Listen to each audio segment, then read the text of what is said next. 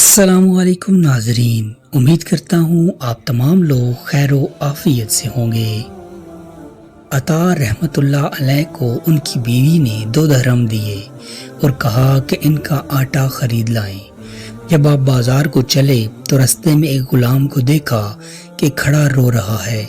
جب اس سے وجہ پوچھی تو اس نے کہا، مجھے میرے مالک نے 2 درہم دیے تھے گھر کا سامان لانے کے لیے، وہ مجھ سے راستے میں گم ہو گئے ہیں، اب میرا مالک مجھے مارے گا۔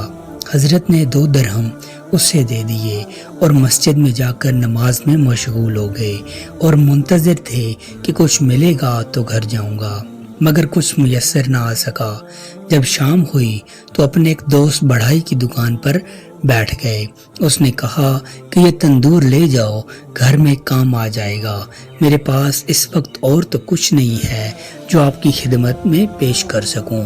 آپ تندور ایک تھیلے میں ڈال کر گھر تشریف لے گئے اور گھر کے دروازے کے قریب ہی تھیلا رکھ دیا اور مسجد میں تشریف لے گئے اور نماز پڑھ کر بہت دیر تک بیٹھے رہے تاکہ گھر والے سو جائیں اور ان سے غصہ نہ کریں کہ آٹا کیوں نہیں لائے۔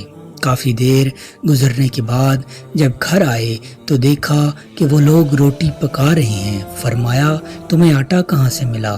کہنے لگے، وہ جو آپ تھیلے میں لائے تھے ہمیشہ اسی شخص سے خرید کر لایا کریں جس سے آج خریدا ہے، کیونکہ آٹا بہت عمدہ ہے۔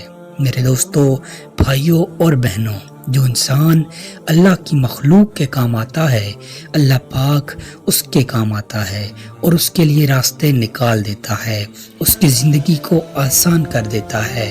اللہ پر توکل کرنا اللہ کو بہت پسند ہے اور یہی ہمارا دین اسلام سکھاتا بھی ہے۔ امید کرتا ہوں آپ کو ہماری آج کی ویڈیو پسند آئی ہوگی۔ مزید ایسی انفارمیٹیو ویڈیوز دیکھنے کے لیے چینل کو سبسکرائب کر لیجئے۔ جزاک اللہ خیرہ۔